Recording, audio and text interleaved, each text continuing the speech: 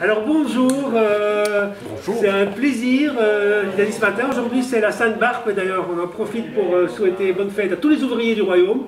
Oui, et Sainte-Barbe, c'est pas les métallurgistes, hein. C'est les métallurgistes aussi, hein. Non. Non. Ah, c'est les Saint-Éloi, oui, pardon. Un saint après, presque dans le monde. Et donc ça me fait très plaisir, aujourd'hui on est à Licorne, donc en tant que libraire indépendant et de ceux qui soutiennent le prix Victor Rossel, j'ai le plaisir d'accueillir pour une interview express, comme d'ailleurs les autres nominés, aujourd'hui monsieur Jouan d'Outremont. Je suis ravi d'être là. Qu'est-ce que vous voulez que je vous dise de En tout cas, merci d'avoir si promptement répondu à cet appel. Bon, vous êtes un peu des 5 nominés dans le Rossel. Je suis désolé de vous dire, parce que pour moi, l'image de Jouan d'Outremont, c'est que vous faites déjà partie du siècle passé. Moi, je me rappelle du temps où il y avait Soda, Monsieur Météo, Marc Moulin, Gueluc, la grande équipe du jeu des dictionnaires. Vous étiez déjà là pour moi dans... Oui, c'était une longue aventure, hein, 16 ans... 16 ans, mais ça a quand même passé le siècle, hein. Ça s'est terminé en 2011. Vous êtes sympa de me vieillir, mais enfin voilà. Non, mais c'est vrai que c'était une aventure et ça a marqué les esprits. C'est même un peu difficile de trouver de la légitimité dans l'écriture après ça, parce qu'on a toujours l'impression d'être plutôt un humoriste qui par ailleurs écrit un peu, alors que c'est pas du tout le cas, c'était plutôt l'inverse. Oui, d'accord, mais bon, ça ne manque pas, on va parler de ce livre-là bientôt, et ça ne manque pas d'humour non plus à l'intérieur de ce livre-là, ça c'est certain. Alors, bon, non, je voulais juste souligner, pas que vous êtes le plus ancien, mais quand même, là, des 5, vous êtes le doyen, et vous arrivez avec un roman qui s'appelle Judas côté jardin. D'abord, quel effet ça vous fait? Parce que le bouquin est sorti chez Only Éditions, mais c'était plus ou moins pendant la phase de confinement. Donc c'est ce que je dis, pas mal de bouquins ont été un peu tués dans l'œuf et puis rattrapés par pas la deuxième vague du coronavirus, mais par la deuxième vague de la rentrée de septembre. Qu'est-ce que ça vous fait d'être nominé pour le Rossel? Dans l'absolu, c'est déjà évidemment hyper agréable, hyper gratifiant. Et je pense que cette année-ci, je l'avais été pour le roman précédent, mais dans un contexte quand même très très différent. Cette année-ci, c'est vraiment... tout d'un coup vraiment la possibilité de réactiver un peu l'actualité du livre, et au-delà du fait, enfin moi je suis pas du tout bégueule, les prix je trouve ça quand même très très agréable, donc je crache pas du tout dessus. Disons que je n'en ai pas eu assez pour que j'en sois déjà blasé. Le fait que ce soit à la fois en littérature et avec un éditeur belge me réjouit d'autant plus. Enfin voilà, je crois que jusqu'à le fantasme, c'était quand même absolument d'être édité à Paris depuis quelques années, avec le travail entre autres de Only, mais sans doute d'autres. Voilà, il y a toujours la question de la distribution qui est peut-être qui reste un tout petit peu problématique, enfin, ou difficile, ou plus réduite, mais ce sont des gens, Pierre de Meulenard en l'occurrence pour Only, qui font vraiment un vrai boulot d'éditeur et de l'accompagnement et de la promotion qui, je pense, est peut-être même à la fois en tout cas plus agréable et aussi performante que si c'était dans une maison édition. Et la preuve en est, c'est que vous êtes 2 dans la collection Only. Voilà. Il y a également Aliénor de Broc, que j'ai interviewé hier et qui est là pour 100 jours sans Lily. Alors deux romans dans la même collection, c'est quand même la preuve qu'on a là un éditeur de premier rang. Et je suis assez d'accord avec vous, on a besoin de littérature asiatique et de littérature américaine, mais finalement, si on devait fermer nos frontières demain, on serait quand même on pourrait se débrouiller avec la littérature belge, parce qu'il y a pas mal de choses qui sont très très bien éditées à l'intérieur de nos frontières. Tout à fait. Enfin, je me posais la question, je ne suis pas sûr encore qu'on ait défini un profil, alors que c'est assez clair. Je ne sais pas si on parle de littérature québécoise ou en effet ou de littérature américaine. On a l'impression que tout d'un coup c'est plus circonscrit. Je pense que peut-être que c'est quelque chose qui va naître du fait qu'on commence à avoir des vrais éditeurs. On avait déjà des vrais auteurs, maintenant on a des vrais éditeurs. Peut-être que cet aéropage de la littérature belge va préciser ses contours. Et ce serait évidemment quelque chose de tout à fait utile pour sa promotion, à la fois en Belgique, mais à l'extérieur.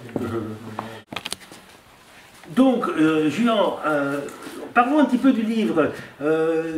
il y a donc le titre Judas côté jardin. D'ailleurs, on voit sur la couverture on a un jardin, puis une haie, puis un vallon derrière.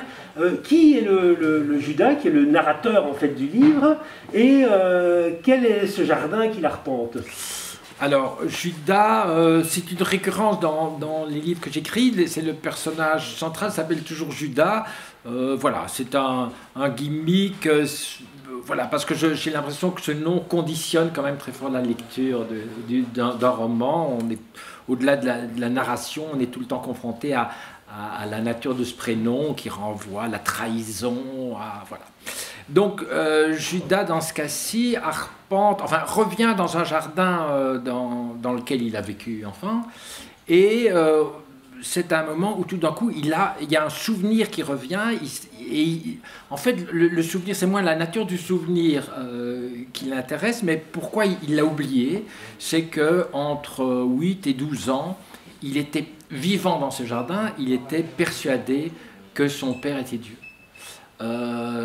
Et il se fait que tous les événements qui lui arrivent, qui sont liés à ce jardin et au contexte historique du moment, viennent conforter cette certitude, c'est Dieu.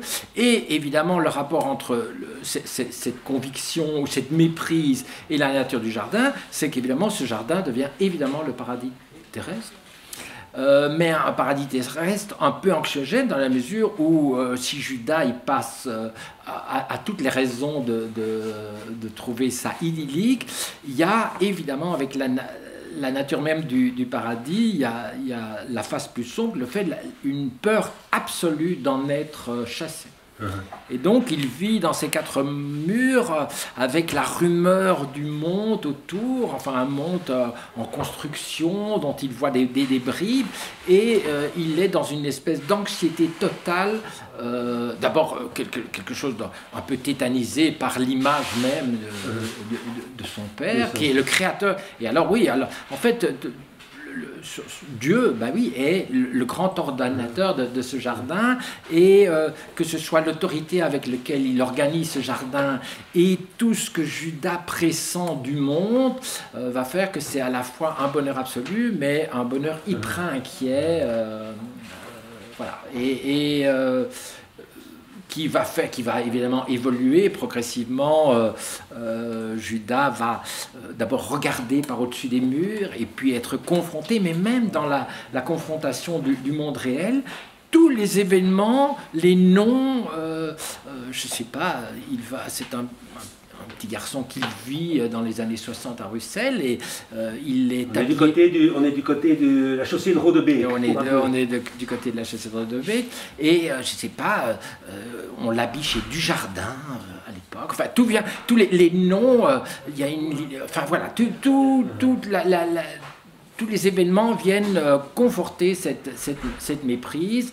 Et c'est une méprise dont il va à 12 ans devoir se libérer de façon tonitruante. Ouais. Et on voit, en fait, le roman commence, en fait, le personnage a 60 ans, son père vit encore d'ailleurs, oui. Et ça se passe, en fait, le déclic vient parce que ça se passe au niveau moment des attentats. C'est tout d'un coup, il est dans cette maison-là au moment des attentats. Alors il y a une proximité parce que voilà, la station de métro qui explose est à 4 stations d'où il est. Il entend les ambulances parce qu'il est près de l'hôpital, il entend les sirènes des pompiers qui vont à Zaventem. Et tout en regardant la TV, il y a une petite dame qu'on questionne comme ça sur le bord de la rue de la Loi, et qui dit « Je ne comprends pas comment Dieu a laissé faire ça, quoi ». Et voilà, le déclic se fait sur ce souvenir qui lui revient de façon très très frontale comme ça, et puis tout va s'enclencher avec justement comme un puzzle, la reconstitution de ses souvenirs. Après, c'est presque un rumicube de souvenirs. Tout à fait. Il faut réagencer ça dans tous les sens. Et pour lui aussi. Alors il y a une certaine érudition, je trouve, dans le livre, qui est très très chouette parce qu'elle ne va jamais trop loin. Il y a une érudition botanique, artistique. On revit en fait le Bruxelles de ces années-là, l'Expo 58, l'innovation, toute une série de choses. C'est intéressant. Il y a Moi, je suis quelqu'un qui aime les digressions, quoi. Même dans la vie, j'aime être tout le temps tenu en éveil par des éléments périphériques. Je pense que, voilà, ça doit correspondre à mon tempérament, quelque chose qui tient à la fois du zapping, tout le temps, une espèce de tension. Enfin, moi, je déteste les choses. Je déteste la détente. J'aime bien la tension, que ce soit la tension ou la tension. Donc c'est sans doute une stratégie de l'attention qui fait qu'il y a tout le temps un crépitement comme ça d'éléments qui sont parfois, qui ne se veulent pas savants, mais en effet le jardin comme il évolue tout le temps, il évolue avec des noms de plantes et des stratégies de plantation, enfin voilà, qui ont leur nom. Il y a la mère du personnage qui est là et qui s'appelle Cerise. Oui, qui s'appelle Cerise et qui n'arrête pas de coudre, mais qui connaît très bien les tissus et tout ça. Enfin voilà, mais c'est plutôt du gai savoir, quoi. Alors voilà, c'est très bien, c'est très très très drôle, c'est juste d'un côté jardin, et il y a aussi d'être drôle, il y a une sorte d'inquiétude, comme on dit, il y a une petite anxiété, l'inquiétude de sortir de l'enfance, qui est là tout le temps en filigrane du roman. Donc on va se souhaiter bonne chance, et peut-être vous demander de lire un court extrait pour avoir une petite idée du style aussi. Sûrement, je lis très mal, donc je préfère prévenir. Et je vais prendre le début. Je signale quand même que la lecture est accompagnée de plans du jardin, et donc à tout moment, ce qui est raconté est recontextualisé par des petites croix. Les images bucoliques de vieillards alignant en col Mao dans les parcs cantonais nous font généralement oublier que le tai chi est un art martial, un vrai, pur et dur. L'ennemi a beau être invisible et le combat chorégraphié à l'extrême, on y parle les coups, on esquive, on repousse, on frappe l'autre à la gorge, toujours de bas en haut pour qu'il ne voit pas arriver le coup. Avec une fluidité élastique, la jambe fouette, le poing ondule, le souffle vient contrer la puissance de l'attaque et la retourne contre l'assaillant. En dépit de mon tempérament pacifique, je ne répugne pas à convoquer dans ces moments-là le super-héros que j'aurais dû être si les événements n'en avaient pas décidé autrement. Saisir la queue de l'oiseau, reculer et repousser le singe, la grue blanche déplie ses ailes. Mes pieds nus foulent dans cette partie du verger que la longue haie côté nord, petite croix, là où depuis quelques semaines, un renard a l'habitude de prendre le soleil en fin d'après-midi. J'entame la troisième partie de la forme. Donc voilà, c'est à ce moment-là que donc, je pratique le tai chi, j'aime bien le tai chi. C'est une pratique à la fois très chorégraphique, mais qui est quand même militaire. Et donc c'est au moment où le héros fait du tai chi, donc qui est plutôt dans une situation paisible, mais qui est ancré dans le jardin. Il fait du tai chi tout en sentant en dessous de ses pieds les noix et les noisettes que les écureuils ont planquées pour l'hiver. Que tout d'un coup, voilà, il va commencer à recevoir des coups de téléphone de ses enfants pour avoir des nouvelles et pour savoir si tout va bien. Il ne va pas comprendre pourquoi on lui demande si tout va bien. Lui, il trouve que tout va bien. Et voilà, les choses vont s'enclencher.